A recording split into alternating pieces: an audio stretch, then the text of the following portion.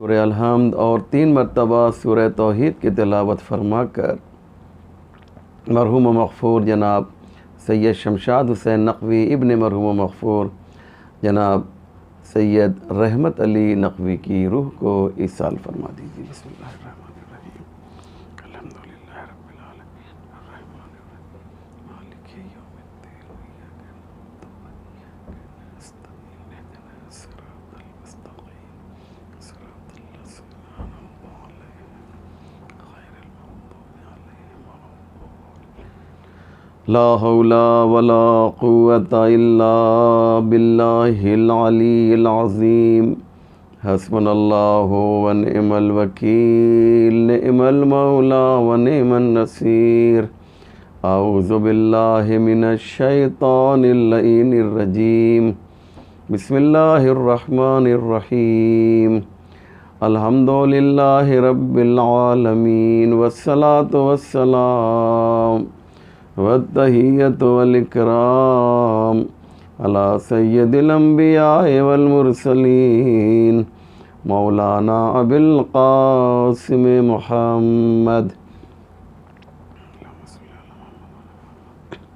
وآلہ الطیبین الطاہرین المعصومین المظلومین ولعنۃ اللہ علی اعدائہم اجمعین۔ رب اشرح لی صدری ویسر لی امری واحلل عقدۃ من لسانی یفقہوا قولی۔ اما بعد فقد قال علی علیہ السلام خالط الناس مخالطۃ ان متم اہابکوا علیکم وان عشتم حنوا الیکم۔ مومنین کرام و ناظرین ذوی الاحترام، السلام علیکم ورحمۃ اللہ وبرکاتہ۔ یہ مجلس ترحیم ہے جو ایک مومن واقعی کے لیے برگزار کی گئی ہے یا برگزار کی جا رہی ہے۔ یہ شخص، یہ عبد خدا، یہ عبد الہی، یہ بندہ رحمان، جس کا تذکرہ انشاءاللہ میں مجلس میں کروں گا، اس پر لفظ مومن بالکل اچھا لگتا ہے، اور ایسے لوگوں کو جب انسان مومن کہہ کر پکارتا ہے تو اسے اس بات کا احساس ہوتا ہے کہ وہ ایک حقیقت ہے جسے بیان کر رہا ہے۔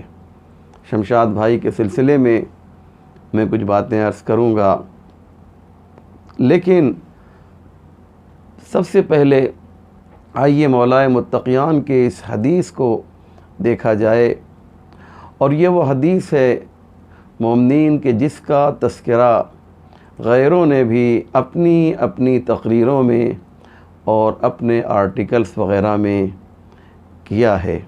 حدیث ہی کچھ اتنی جاذب ہے، اتنی جالب ہے، اتنی دلکش ہے کہ جس نے بھی پہلی مرتبہ مولائے کائنات کی اس حدیث کو سنا ہے وہ تعریف کیے بغیر نہیں رہ سکا۔ اور سچائی بھی یہی ہے، کیونکہ کلام الامام جو ہوتا ہے وہ امام الکلام ہوا کرتا ہے۔ بچوں کے لیے ترجمہ کر دوں کہ امام کا جو کلام ہوتا ہے وہ تمام کلاموں کا امام ہوتا ہے۔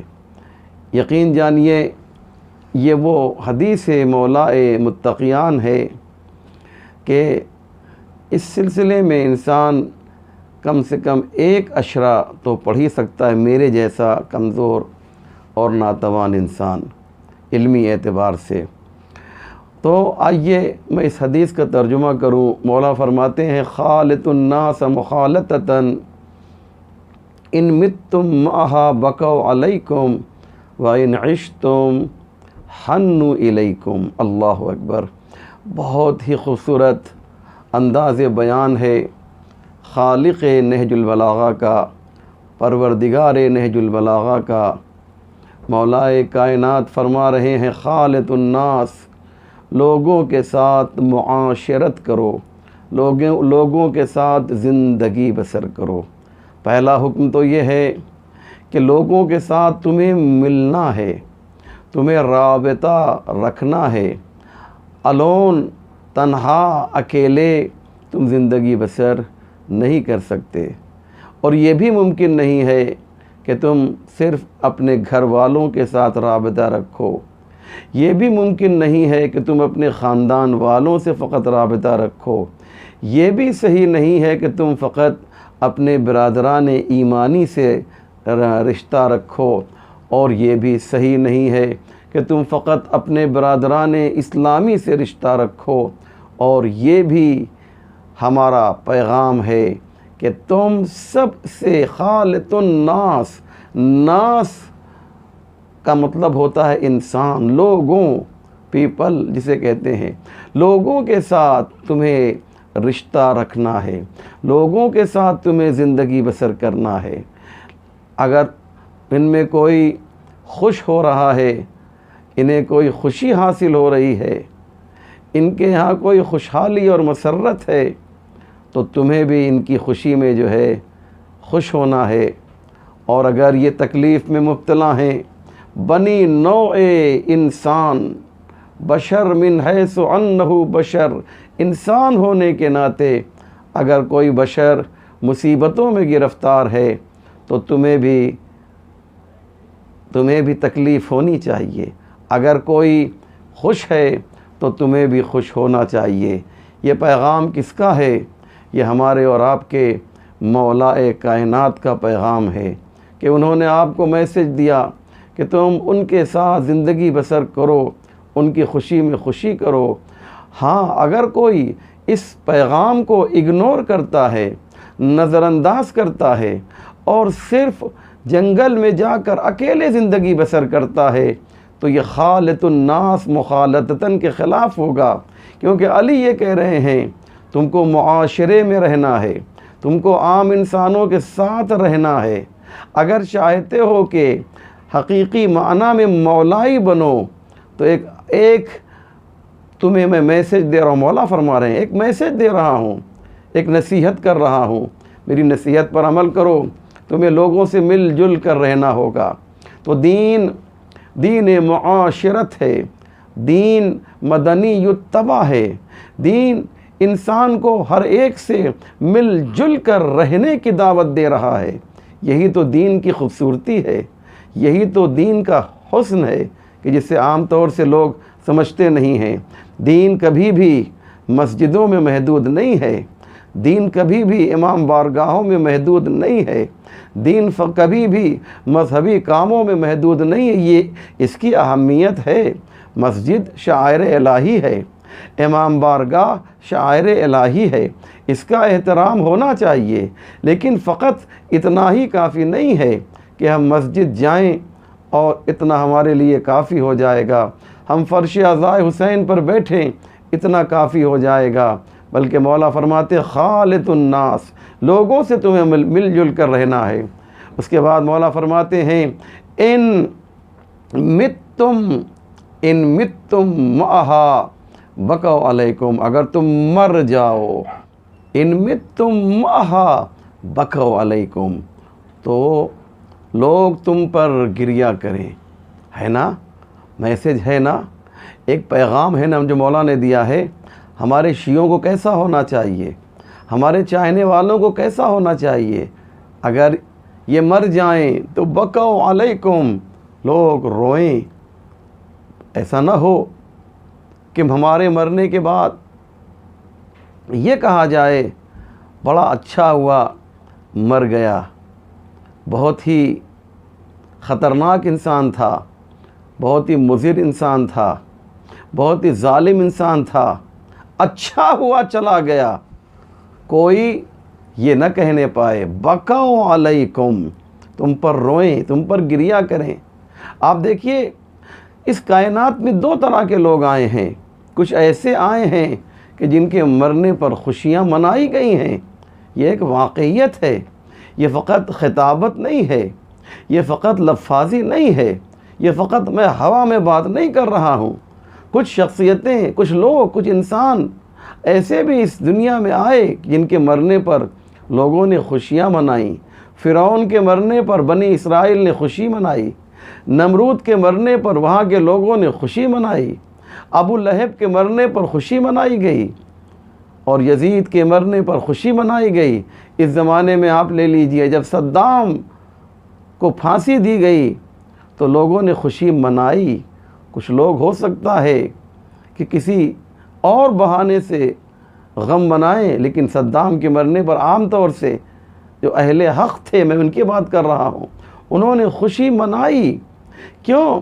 اس لیے کہ ظالم جب مرتا ہے، توجہ کیجئے گا، ظالم جب مرتا ہے تو خوشی منائی جاتی ہے۔ وَإِن مِتُّمْ مَعَهَا بَكَوْا عَلَيْكُمْ، تم پر روئیں، کچھ ایسے بن جاؤ، مولا فرماتے ہیں ایسے بن جاؤ کہ لوگ گریہ کریں، لوگ روئیں، لوگ آنسو بہائیں۔ ہم بہت پرانی بات نہیں کر رہے ہیں، ہم ائمہ معصومین کا ذکر فی الحال نہیں کر رہے ہیں۔ ہمارے زمانے میں دیکھیے، آپ میں سے بہت سے لوگ جو اس وقت میری مجلس سن رہے ہیں، کیا آپ کو معلوم نہیں کہ جب امام خمینی رحمۃ اللہ علیہ اس دنیا سے گئے تو 1 کروڑ سے زیادہ لوگ آپ کے جنازے میں بہشت زہرا میں موجود تھے۔ جمران سے لے کر بہشت زہرا تک صرف انسانوں کا ایک ہجوم تھا۔ ہجوم میں اس کے پہلے کبھی عرض کر چکا ہوں، ہجوم اس مجمع کو کہتے ہیں کہ جس میں تعداد اتنی زیادہ ہو کہ ایک دوسرے کے کندھے ٹکرائیں، اسے ہجوم کہا جاتا ہے۔ بہشت زہرا تک شہر تہران سے لے کر جو لوگ ایران گئے انہیں معلوم ہے کہ بہشت زہرا تہران کے مضافات میں واقع ہے، تہران کا باہری حصہ ہے۔ تہران شہر سے لے کر بہشت زہرا تک صرف انسانوں کے سر نظر آ رہے تھے، اور ان سروں کے اندر جو آنکھیں تھیں، ان آنکھوں میں صرف اشک موجود تھا، آنسو موجود تھا، اور ان سینوں میں جو دل تھا وہ دل ٹوٹا ہوا تھا۔ کیوں؟ ان متم مہا بکو علیکم۔ میں نے عرض کیا میں ائمہ معصومین کا تذکرہ نہیں کر رہا ہوں، پہلے غلاموں کو تو دیکھو۔ گویا امام خمینی نے آواز دی، میرے آقا نے، میرے مولا نے کہا تھا ان متم مہا بکو علیکم، تو میرے مولا نے ایک دعویٰ پیش کیا تھا، غلام اس کی دلیل پیش کر رہا ہے۔ اللہ اکبر! یہ جو غلام ہے یہ دلیل پیش کر رہا ہے کہ میرے مولا نے جو فرمایا تھا کہ ان متم مہا بکو علیکم، آج دیکھو میں خمینی اس دعوے کو کس طریقے سے عملی جامہ پہنا رہا ہوں۔ جیتی جاگتی تصویر اگر اس قول مولا کائنات کو دیکھنا ہے تو خمینی کے جنازے میں آ جاؤ، اس مرد الہی کے جنازے میں آ جاؤ کہ لوگ کس طریقے سے گریہ کر رہے ہیں۔ کسی نے بڑی اچھی بات کہی، ان آنسوؤں کو جمع کیا جاتا تو نہ جانے کتنا بڑا سیلاب آ جاتا۔ اللہ اکبر! اس قدر لوگوں نے گریہ کیا۔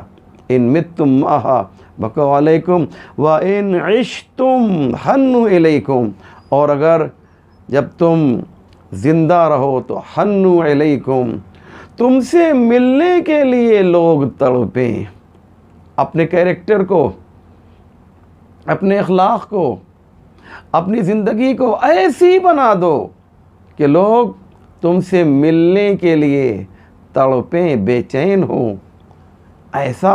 ایسی کشش ہونی چاہیے، تمہاری شخصیت میں ایسی جاذبیت ہونا چاہیے، تمہارا میگنیٹ اتنا قوی ہونا چاہیے کہ لوگ کھچ کھچ کر تمہاری بارگاہ میں آئیں۔ اپنے کو ایسا بناؤ، اپنی پرسنالٹی کو، اپنی شخصیت کو ایسی بناؤ کہ لوگ کہیں کہ چلو فلاں سے ملنا ہے، فلاں سے ملنے کا دل چاہ رہا ہے۔ میں آپ کی خدمت میں بغداد کے ایک شخص کا تذکرہ کرنا چاہتا ہوں، کیونکہ یہ مجلس ہے، اور اگر مجلس کے پلیٹ فارم سے یہ باتیں بیان نہیں کی جائیں گی تو پھر کہاں سے بیان کی جائیں گی؟ وہ کون ہے؟ ابو یعقوب سکری ہیں۔ میری مجلس کویت کے مومنین بھی سن رہے ہیں، وہ جانتے ہیں کہ عربی زبان میں سکر کہتے ہیں شکر کو، جسے انگلش میں شوگر کہا جاتا ہے۔ یہ عجیب بات ہے کہ شکر اردو میں اور شوگر انگلش میں اور سکر جو ہے وہ عربی میں کہا جاتا ہے۔ کافی جو تلفظ ہے، جو پروناؤنسیشن ہے، تینوں زبان کا ملتا جلتا ہے۔ ابو یعقوب سکری بغداد میں رہتے تھے۔ سنیں، بہت ہی دلچسپ واقعہ ہے۔ میں چاہتا یہ ہوں کہ ایک میسیج، ایک پیغام اس واقعے کے ذریعے سے جو آپ کی خدمت میں دیا جا سکتا ہے میں پیش کروں۔ پیغام کیا ہے؟ ابو یعقوب سکری، سکری یعنی شکر والے۔ سکری کا مطلب ہوتا ہے شکر والے، یا نسبتی ہے۔ جیسے آپ کہتے ہیں ہندی، پاکستانی یعنی ہندوستان والے، پاکستانی یعنی پاکستان والے، امریکی یعنی امریکہ والے، ہے نا؟ اسی طریقے سے سکری شکر والے۔ ان کے لہجے میں اتنی مٹھاس تھی کہ لوگ ان کو، ابو یعقوب سکری کو، سکری کہنے لگے تھے۔ یہ گھر سے نکلتے تھے، لوگوں سے اس قدر محبت و پیار سے ملتے تھے کہ پورے محلے میں لوگ ان سے محبت کرتے تھے اور دلی محبت کرتے تھے۔ ان کی مالی حالات، کہتے ہیں ان کے مالی حالات خراب ہوئے، اور انہوں نے سوچا کہ مقروض ہو گئے تھے، کافی قرض، کاروبار میں ان کا نقصان ہوا تھا، مقروض ہو گئے تھے۔ تو انہوں نے سوچا میں اپنا بڑا گھر بیچ کر ایک چھوٹا گھر لے لوں اور اس پیسے سے جو مجھے ایکسٹرا ملے گا اپنا قرض ادا کر دوں۔ یہ سوچ کر انہوں نے اپنا گھر بیچنے کے لیے سوچا، اور یہ خبر محلے میں آہستہ آہستہ پہنچ گئی کہ ابو یعقوب سکری گھر چھوڑنا چاہتے ہیں۔ توجہ کیجیے گا عزیزو، ابو یعقوب سکری گھر چھوڑنا چاہتے ہیں اور چھوڑ کر کسی اور جگہ پہ جانا چاہتے ہیں۔ محلے والوں کو خبر ملی، لوگوں نے میٹنگ کی، کچھ بھی ہو جائے ابو یعقوب سکری کو ہم یہ محلہ چھوڑ کر جانے نہیں دیں گے، چلے معلوم تو کریں کیوں جانا چاہتے ہیں۔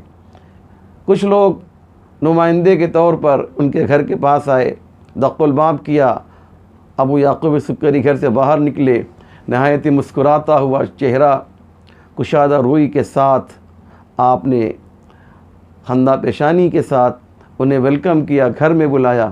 کیسے آنا ہوا آپ لوگوں کا؟ آج اتنے لوگ ایک ساتھ میرے گھر میں، کبھی ایسا اتفاق نہیں ہوا تھا، کون سی خاص بات ہو گئی؟ کہا ہم نے سنا ہے کہ آپ یہ محلہ چھوڑ کر جا رہے ہیں۔ جی ہاں، خبر تو بالکل صحیح ہے، تو کیوں جا رہے ہیں؟ وجہ کیا ہے؟ لوگوں نے پوچھا۔ کہا اس کو رہنے دو۔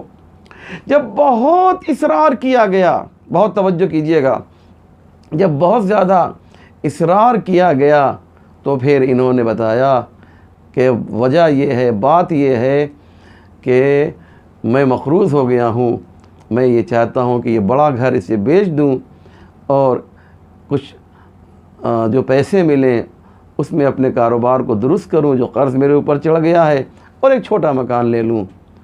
تو لوگوں نے کہا ٹھیک ہے، ہم آپ کو جواب دیتے ہیں۔ دوسرے دن پھر یہ لوگ آئے اور کہا کہ ہم آپ کو جانے نہیں دیں گے۔ پہلے پوچھ لیا تھا کتنا آپ کا قرض ہے، بتایا اتنا ہے۔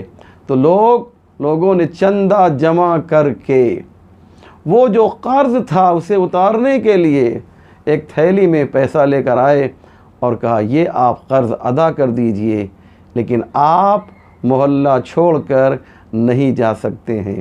آپ نے اندازہ لگایا کہ اگر انسان کے پاس نرم لہجہ ہو، شیرین زبان ہو، زبان میں مٹھاس ہو، تو اس کا اثر دنیا میں بھی ہے اور اس کا اثر آخرت میں بھی ہے۔ مولا علی فرماتے ہیں البشاشۃ حبالۃ المودہ، مسکراتا ہوا چہرہ یہ مودت کا اور محبت کا پھندا ہے، تمہیں اپنی طرف کھینچ لیا کرتا ہے۔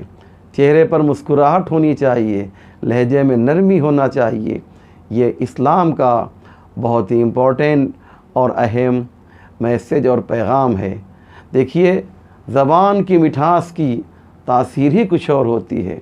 بڑی اچھی کسی نے بات کہی، بہت توجہ کے ساتھ سنیے گا، بہت پیاری کسی نے بات کہی، کہا کہ کوئل بھی کالی ہوتی ہے اور کوا بھی کالا ہوتا ہے، اور دونوں کا بدن تقریباً ملتا جلتا ہے تھوڑے سے فرق کے ساتھ، لیکن کوے سے لوگ محبت نہیں کرتے، لوگ کوئل سے محبت کرتے ہیں۔ کیوں؟ اس لیے کہ اس کے لہجے میں مٹھاس پائی جاتی ہے۔ بلبل کالی ہوا کرتی ہے، لیکن کالی ہونے کے بعد بھی اللہ اکبر، کیونکہ اس کی زبان بہت میٹھی ہے، اس کا لہجہ بہت شیرین ہے، اس لیے لوگ بلبل سے محبت کرتے ہیں۔ یہاں تک کہ شعراء نے جو ہے لفظ بلبل کو استعارے کے طور پہ بھی استعمال کیا۔ جناب جبریل امین کو بلبل سدرہ کہا گیا، ایک کالی شے سے تشبیہ دی جا رہی ہے۔ عام طور سے کالی چیز کو لوگ پسند نہیں کرتے ہیں، لیکن بلبل نے اپنی شیرینی کے ذریعے سے لوگوں کے دلوں میں محبت پیدا کر دی۔ لہذا اگر لہجے میں مٹھاس ہو تو خوبصورتی یا بدصورتی معیار نہیں ہے، معیار یہ ہے کہ انسان کا لہجہ کتنا شیرین ہے۔ ہمارا لہجہ اس میں مٹھاس ہونی چاہیے، ہماری زبان میں ایسی کشش ہونی چاہیے کہ لوگ کھنچ کر آپ کی طرف آئیں۔ سورہ آل عمران میں ارشاد ہوتا ہے فَبِمَا رَحْمَةٍ مِّنَ اللَّهِ لِنْتَ لَهُمْ وَلَوْ كُنْتَ فَظًّا غَلِيظَ الْقَلْبِ لَانفَضُّوا مِنْ حَوْلِكَ۔ میرے نبی، اگر آپ کے لہجے میں سختی ہوتی نا، یہ تو آپ کو فضل خدا بفضلہ تعالی آپ کے پاس لہجے میں بہت ہی شیرینی ہے، بہت ہی نرمی ہے۔ وَلَوْ كُنْتَ فَظًّا غَلِيظَ الْقَلْبِ، اگر آپ کا اخلاق اور آپ کا دل سخت ہوتا، لَانفَضُّوا مِنْ حَوْلِكَ، تو لوگ آپ کے پاس سے اٹھ کر چلے جاتے۔ اخلاق اتنا امپورٹنٹ ہے۔ پیغمبر کو ایک ہی میڈل ملا ہے قرآن میں، اور وہ اخلاق کا ملا، جبکہ نماز پیغمبر بھی بے مثال ہے، عبادت پیغمبر بھی بے نظیر ہے، ہر عمل ہر عبادت پیغمبر کی آپ ہی اپنا جواب ہے۔ لیکن پیغمبر کو اللہ نے ایک ہی میڈل دیا، وہ کیا تھا؟ اِنَّكَ لَعَلَىٰ خُلُقٍ عَظِيمٍ۔ آپ کے اخلاق کو، پیغمبر کے اخلاق کو اللہ نے بہت پسند کیا ہے، جبکہ نماز بھی پسند کی جانی چاہیے تھی، لیکن اللہ نے ان تمام چیزوں میں جس چیز کو سب سے زیادہ اہمیت دی وہ اخلاق پیغمبر ہے۔ پیغمبر نے خود ہی فرمایا بُعِثْتُ لِأُتَمِّمَ مَكَارِمَ الْأَخْلَاقِ، میں اس لیے بھیجا گیا ہوں کہ بہترین اخلاق تمہارے درمیان پیش کر سکوں۔ یہ نہیں کہا میں قرآن کی آیتوں کی تلاوت کروں گا، میں تمہیں نماز کے احکام بیان کروں گا، میں دین کے احکام بیان کروں گا، کچھ نہیں کہا۔ بُعِثْتُ لِأُتَمِّمَ مَكَارِمَ الْأَخْلَاقِ، بہت امپورٹنٹ بات ہے، اخلاق کی اتنی زیادہ اہمیت ہے۔ جس مرحوم کے ایصال ثواب کے لیے یہ مجلس ترحیم، یہ مجلس ایصال ثواب برگزار کی جا رہی ہے، یہ وہ مرحوم ہے کہ جسے مجھے مرحوم کہتے ہوئے بہت ہی اذیت اور تکلیف ہو رہی ہے۔ یقین جانیے رضن بقضائہ و تسلیما لامر نہ ہوتا تو من باب اللہم انی اشکو الیک میں کہہ سکتا تھا پروردگار بہت جلدی انہیں بلا لیا۔ شکایت تو کی جا سکتی ہے، اللہم انی اشکو الیک فقد نبینا، اے میرے پروردگار ہم شکایت کرتے ہیں کہ ہمارا نبی جو ہے موجود نہیں ہے، وغیبت ولینا، اور ہمارا ولی غیبت میں ہے نا۔ لیکن کیا کیا جائے، رضن بقضائہ و تسلیما لامرہ بھی تو ہے نا، ہم اس کی قضاء و قدر کے اوپر سر تسلیم خم کیے ہوئے ہیں۔ وہ جیسا چاہے گا ہم ویسا ہی چاہیں گے، ہم اسی کو قبول کریں گے۔ ورنہ یہ کہا جا سکتا تھا پروردگار شمشاد بھائی کو بہت جلدی بلا لیا۔ کویت کے مومنین میں اگر کسی کو اخلاقی اعتبار سے اور ایمانی اعتبار سے بہت بلند مقام حاصل تھا، تو وہ برادر گرامی جناب شمشاد بھائی تھے کہ جنہوں نے واقعاً لوگوں کے دل جیتے ہیں، اور ان کے جانے کے بعد، دنیا سے جانے کے بعد، ان کی فیملی کو یہ احساس ہوا کہ یہ مرد الہی کتنی فضیلتوں کا حامل تھا، اور کس طریقے سے لوگ ان سے محبت کیا کرتے تھے، یہ تو ان کے جانے کے بعد معلوم ہوا۔ ہم نے ان کے فرزند سے بات کی، ایک ہی جملہ میں نے کہا، میں نے ان سے یہ عرض کیا کہ دیکھیے اب وہ ذمہ داری آپ پر عائد ہو رہی ہے، وہ ذمہ داری آپ پر آ رہی ہے۔ جس طریقے سے آپ کے والد بزرگوار نے، جس طریقے سے آپ کے بابا نے اپنے اخلاق کے ذریعے سے دل جیتا ہے، آپ کو اسی روش پہ اور اسی راستے پر چل کر جو ہے اپنے والد بزرگوار کا نام روشن کرنا ہے۔ اللہ اکبر۔ شمشاد بھائی رخصت ہو گئے، دنیا سے چلے گئے، لیکن ان کا جو کیریکٹر تھا، جو کردار تھا، وہ ہمارے لیے مشعل راہ ہے، ہمیں یہ پیغام دے رہا ہے۔ ان کا کردار ہمیں نصیحت کر رہا ہے کہ نصیحت فقط زبان سے نہیں ہوتی ہے، اصل نصیحت وہ ہے جو ہمارے کیریکٹر سے ہو، ہمارے عمل سے ہو۔ کونوا دعاۃ الناس بغیر السنتکم، لوگوں کو دعوت دو اللہ کی جانب سے، لیکن زبان سے نہیں، اپنے عمل کے ذریعے سے۔ جناب شمشاد بھائی نے یہی تو کیا کہ کونوا دعاۃ الناس الی اللہ بغیر السنتکم کی مصداق تھے۔ اللہ اکبر۔ ہاں عزیزو، جناب شمشاد بھائی کویت میں رہتے تھے، اور کویت میں اگر کویت کے باہر والا کوئی رہتا ہے تو اسے عربی زبان میں غریب کہا جاتا ہے۔ غریب، اس کا اردو ترجمہ اگر آپ کریں گے تو اردو میں اسے پردیسی کہا جاتا ہے۔ یہ غریب کیوں ہے؟ جو اپنے وطن میں نہیں ہے اسے غریب کیوں کہا جاتا ہے؟ اس کی وجہ یہ ہے عزیزو کہ اسے غریب اس لیے کہا جاتا ہے چونکہ اس کا کوئی چاہنے والا نہیں ہے۔ میں اس شہر سے ایک اجنبی شہر میں چلا جاؤں تو وہاں پر مجھے غریب کہا جائے گا، اور عام فہم جو لینگویج عربی زبان میں اس میں اجنبی کہا جاتا ہے۔ اجنبی یہ عام بول چال کی زبان میں ہے، اور غریب کہتے ہیں کتابوں میں جو عربی ہے جو ہم لوگ کو پڑھائی گئی ہے اس میں غریب کہا جاتا ہے۔ یہ اجنبی لفظ یا غریب لفظ جو ہے یہ کیوں کہا جاتا ہے؟ اس کی وجہ جانتے ہیں کیا ہے؟ اس کی وجہ یہ ہے کہ جو شخص غریب ہوا کرتا ہے اس کا کوئی چاہنے والا نہیں ہوتا۔ میں ایک داستان بہت مختصر کر کے آپ کے سامنے پیش کروں گا، بس گریہ کرنے کے لیے انشاءاللہ یہ چھوٹی سی داستان کافی ہوگی، صرف مجھے اشارہ کرنا ہے، اور مجھے امید ہے کہ آپ کے آنکھوں سے یقیناً آنسو نکلیں گے، اور معال مجلس بھی یہی اشک عزا ہے، اور ہم ان کو بہترین شمشاد بھائی کو خراج عقیدت انہی آنسوؤں کے ذریعے سے پیش کرنے جا رہے ہیں۔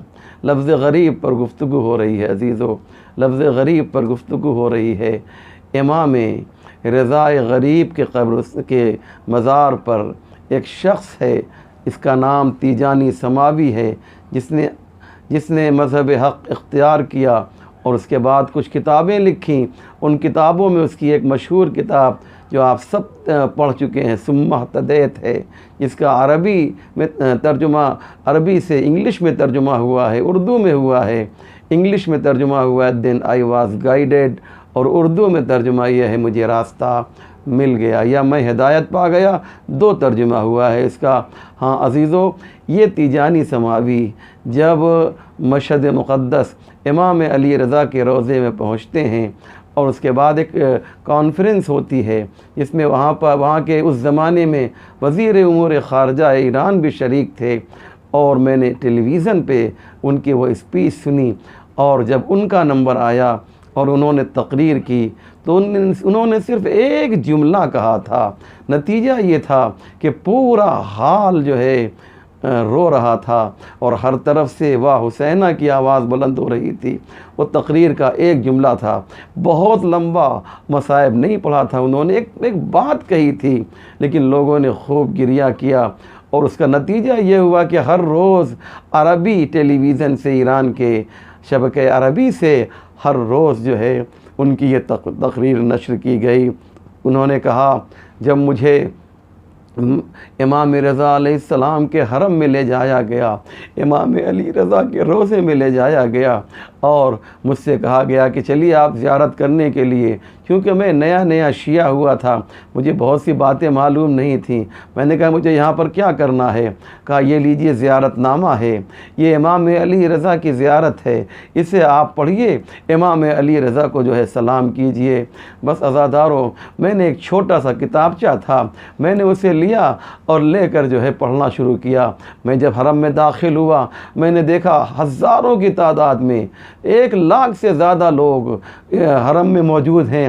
مجھے بتایا گیا کہ آپ چاہے رات میں 2 بجے آئیے، آپ چاہے رات میں 3 بجے آئیے، آپ کسی وقت بھی آئیے، مجمع میں کوئی خاص تبدیلی کمی نہیں ہوتی ہے، ہمیشہ امام علی رضا کا حرم اسی طریقے سے زائرین سے بھرا رہتا ہے، اور امام کی ذریعے سے لوگ چپٹے رہتے ہیں۔ مجھے لوگوں نے بتایا، میں بہت خوش ہوا۔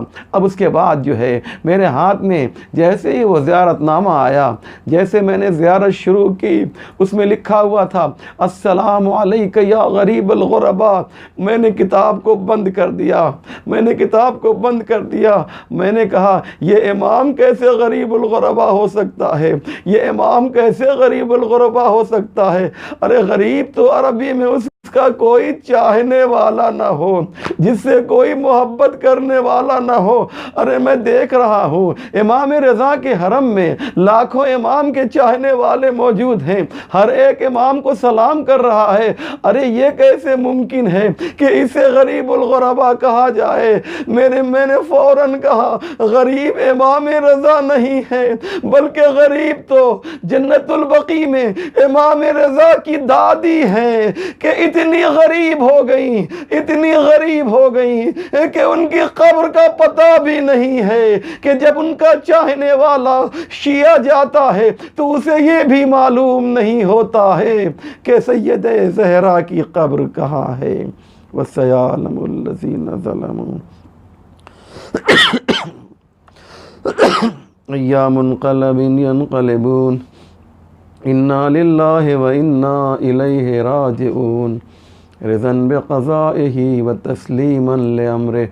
یا اللہ تجھے واسطہ ہے محمد و آل محمد کے پروردگار، ہمارے اس مختصر مگر اہم اعمال کو قبول فرما۔ یا اللہ ہمارے آنسوؤں کو رومال فاطمہ زہرا میں جگہ عنایت فرما، جو پریشان حال ہیں ان کی پریشانیوں کو دور فرما۔ یا اللہ علماء اعلام مراجع اعظام رہبر انقلاب کو طول عمر، صحت کامل و موفقیت کامل عنایت فرما۔ پروردگار تجھے واسطہ ہے تیری ذات کا، تیری عزت کا، تیرے وقار کا واسطہ، ہمارے امام کے ظہور میں تعجیل فرما، ہم سب کو ان کے اعوان و انصار میں شمار فرما۔ 1 مرتبہ سورہ الحمد اور 3 مرتبہ سورہ توحید کی تلاوت فرما کر مرحوم و مغفور سید شمشاد حسین نقوی ابن مرحوم و مغفور جناب سید رحمت علی نقوی کی روح کو ایصال فرما دی۔